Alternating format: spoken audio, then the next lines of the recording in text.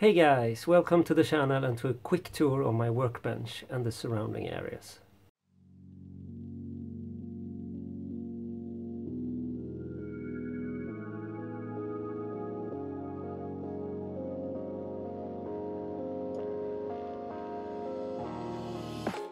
I live in a house that was built in 1921, so it's almost 100 years old now.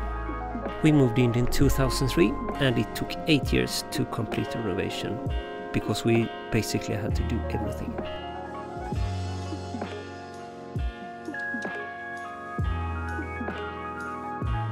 I needed some place for my hobbies, and fortunately I had someone used space in the basement. I just needed to refurbish that area as well.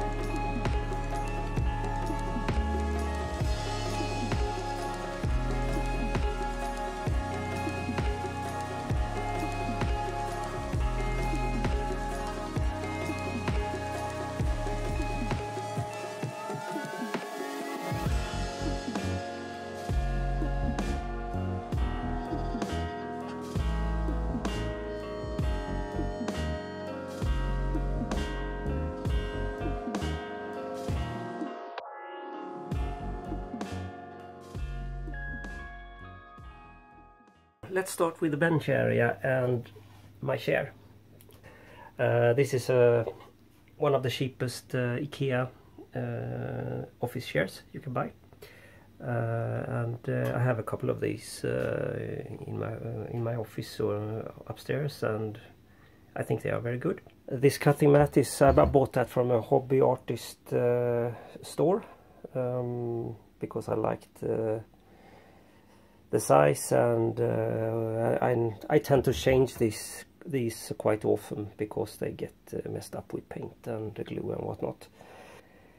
I have a couple of stands here for extra thin glue and for decal setting solutions, and I think they are quite nice, and they make sure that I don't knock the bottles over and spill everything all over the place. The main source of light and also magnification is this magnification lamp. I use that for basically everything I do. We start over here. I have a couple of jars here with different brushes. I tried. You can see that they are labeled, the jars, and the reason for that is I want to avoid to cross-contaminate my brushes with different types of solutions. So I tend to use only these for acrylic paints, and this is for clay washes, pigments, enamel, and oil washes, and this is for pure oil painting, which is something that I haven't done much yet. I have this when I did a cleanup in the attic. I found this old thing. I got that from an air show here in Gothenburg, year 2000, when the Red Arrows were visiting. So I bought, I think that was the last copy of so it's a signed poster by that team. Okay, so over here I have different types of glues and my Vallejo paints. I don't use them much. I just basically only use them for brush painting. And I have some, here are some enamel and lacquer paints that or metallic tones that I use.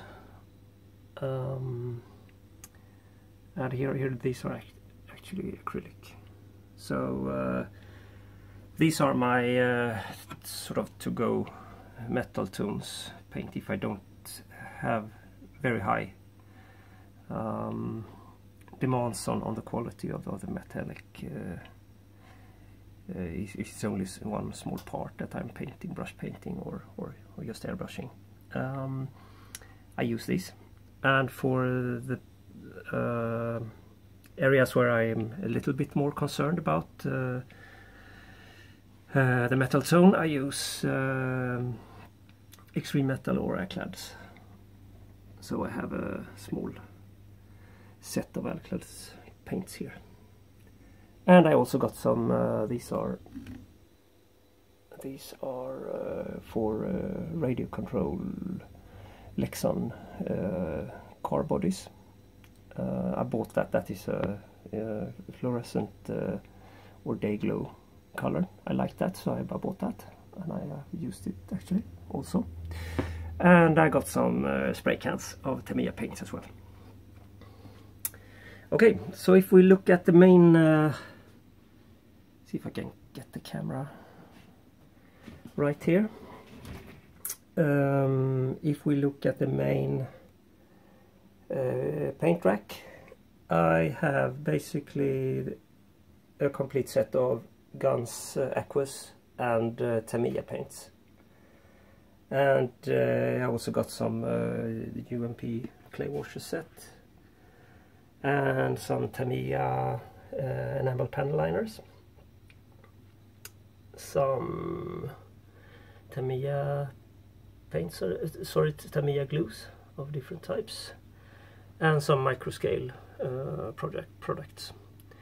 I mainly use this micro satin and micro flat, and this, of course, this PVA glue.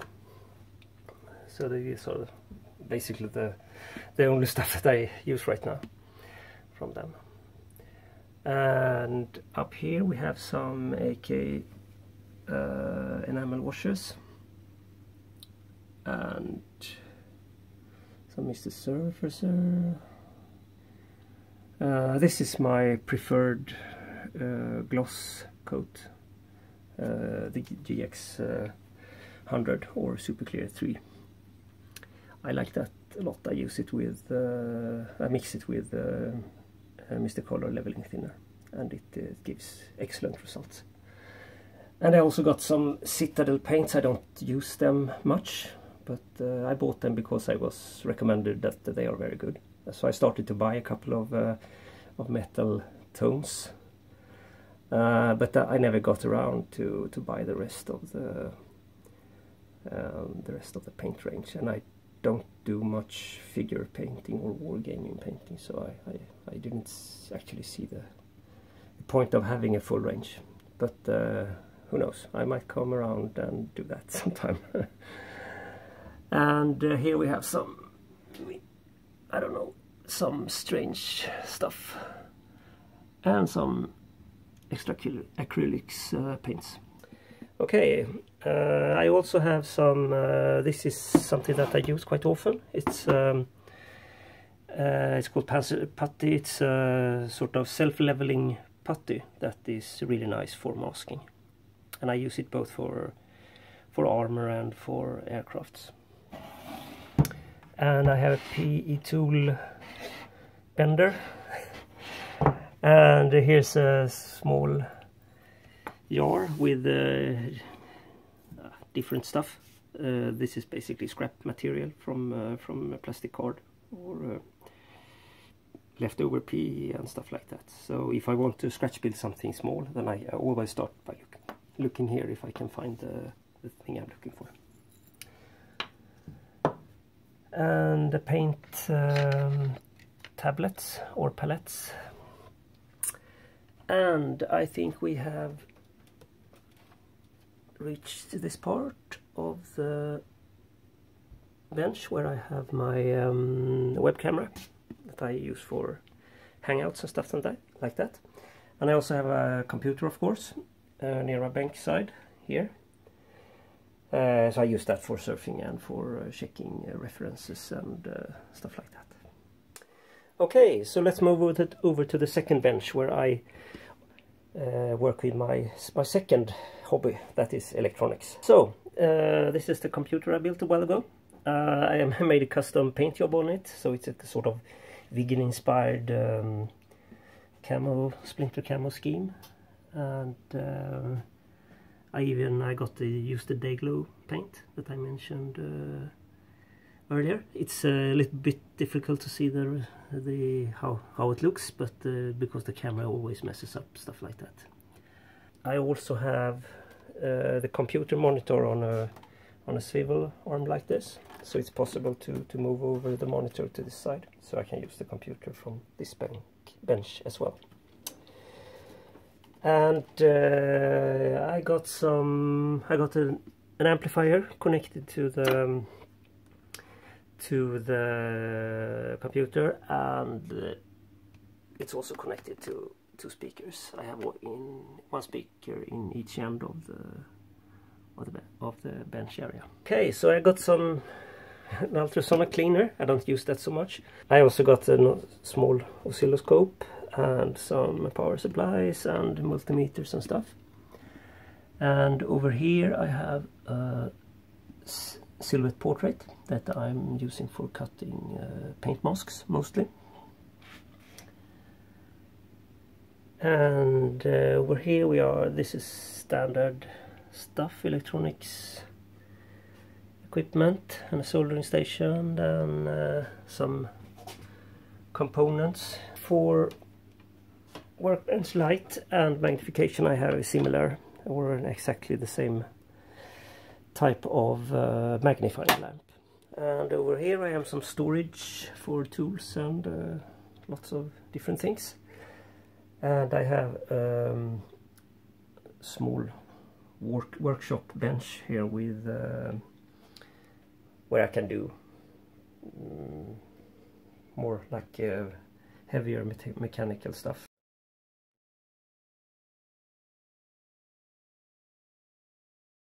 This is the spray booth area next to my workbench, and if we start at the right, we have my oldest companion here at the workbench, and that is my old Sea Air compressor. The manufacturing year is 1990, and but it's still kicking, and I hope it will continue to do that for work for many years. The good thing about this compressor is that it's very silent. So if I turn it on, you can barely hear it. And the hissing noise you hear is overpressure that is vented through this valve here. So the compressor is operating all the time. It doesn't turn on and off. The drawback with this is that it's if you keep it running for a long time, then it will become very hot. So you have to have quite short paint sessions with it. But that's okay, I think. The spray booth itself is a DIY design. It's made from a cheap IKEA kitchen extraction fan that I pulled apart and you reuse the fan unit. The vent is over here where it exits outside the house, and the controls for the fan unit is here where I can turn on and off the light, and I can turn on the fan. So this is the highest setting. I normally not using, I'm normally only using that for when I paint with hot stuff like lacquer or enamel paints or thinners. Normally I have it at the second setting when I spray with acrylic paints. Apart from that, it's I made a cartridge here with paint trap, and I bought a roll of I think 25 meters of this paint trap, and so I think I have enough for 10 or 15 years or something like that. If we look at the left side here, we have some Airbrush Cleaner and thinners. I mostly use this Airbrush Cleaner and IPA when I am painting with acrylic paints. Sometimes I use Mr. Color leveling thinner, but I mostly use that for thinning GX100 gloss coat. Tap water, always good to have, some primers and aqua gloss. I normally use aqua gloss when I just want a gloss surface, but I'm not so, the quality is not, it doesn't have to be perfect. Turpentine, odorless turpentine for oil paints or washes, white spirit for cleaning, lacquer thinner. I use this for cleaning the airbrush when I have painted lacquer or something with lacquer thinner. Enamel thinner and Zippo lighter gas. I use this for cleaning out or cleaning up Tamiya panel wash. It's very good for that. Acetone, and good for as a debonder for CA glue. And technical petrol. I use that for cleaning. And I have some boxes where I put kits that are ongoing, builds that I'm working on. But that way I can keep them dust safe, and I have everything in one place, so I don't have to have a stash of opened boxes. This is very good. I think these are very sturdy and they protect the kit during the build. And here I have an empty one, so I guess I can start a new project. Kitchen roll, always good to have. And here I have a drying booth or cupboard where I can put stuff that I want to store dust free while the paint are curing. Okay, let's have a look in the drawers. First we have my airbrushes. This is my main airbrush that I'm using for acrylic paints.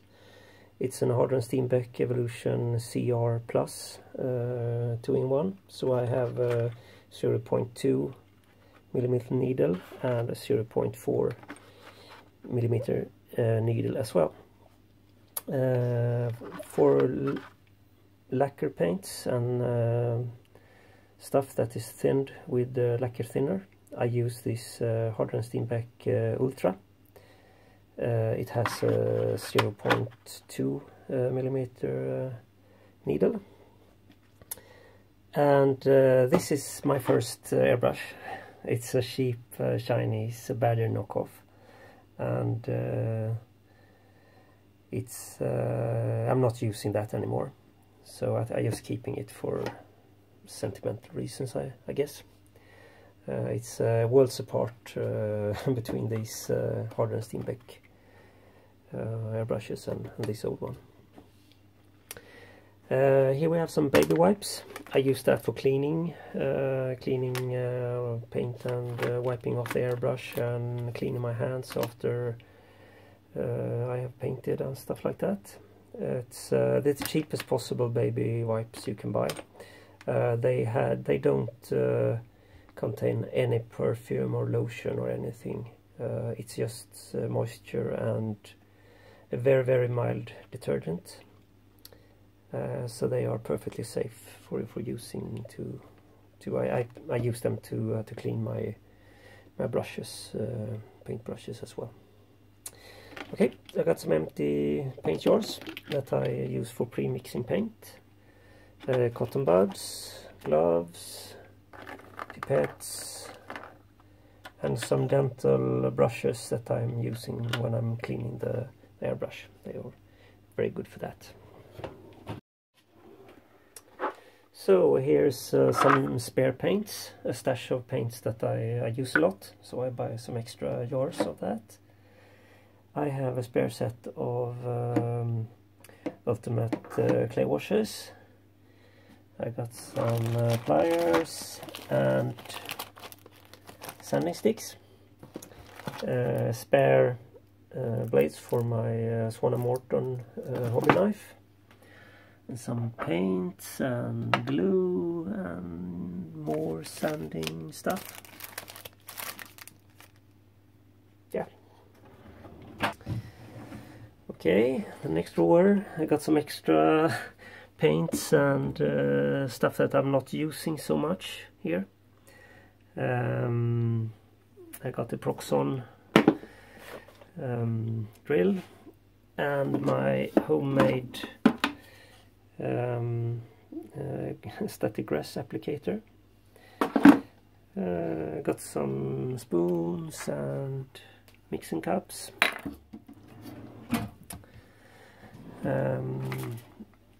Here I have a sort of a mix of everything. This is my scratch build junkyard. So I store a lot of different things that I use for scratch building and for detailing here. So it's tin foil and it's rigging wire, soldering wire, candy wrapping papers. These are perfect for canvas or stuff like that. Clay, styrene, different shapes and forms. Weights for nose weights and stuff like that. Guitar wires, always good to have.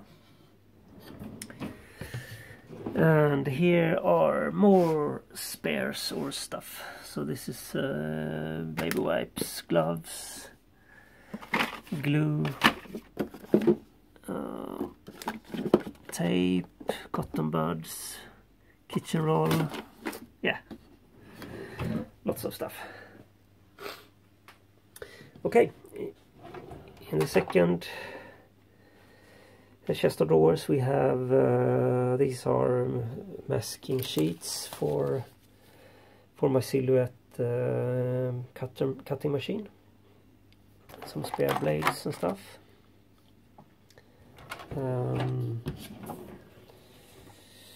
Some different electronic stuff. A visor, I don't use that anymore. Spare USB chargers, stand for my cell phone, so I can shoot video clips with that, and a turntable. And here I have these are I think in this box we have spare spruce from old kits. Always good to have for scratch building and for detailing stuff. Corrugated paper can be useful. Photo frames, also good to have. Oil paints and pigments, and I think here I have some spare decals.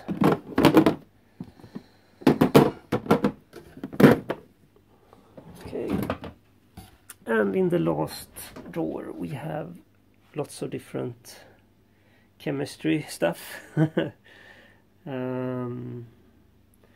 Rattle can paints, an old bottle of Pledge, I don't use that anymore.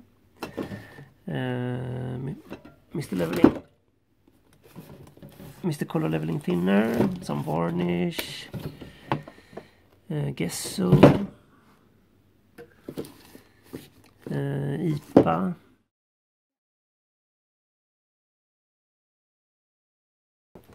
So I hope that you enjoyed this quick tour of my workbench area. If you have any questions, please leave a comment in the video and I will try to answer it. And as always, happy modeling, have fun, take care, thank you for watching and see you in the next one. Goodbye.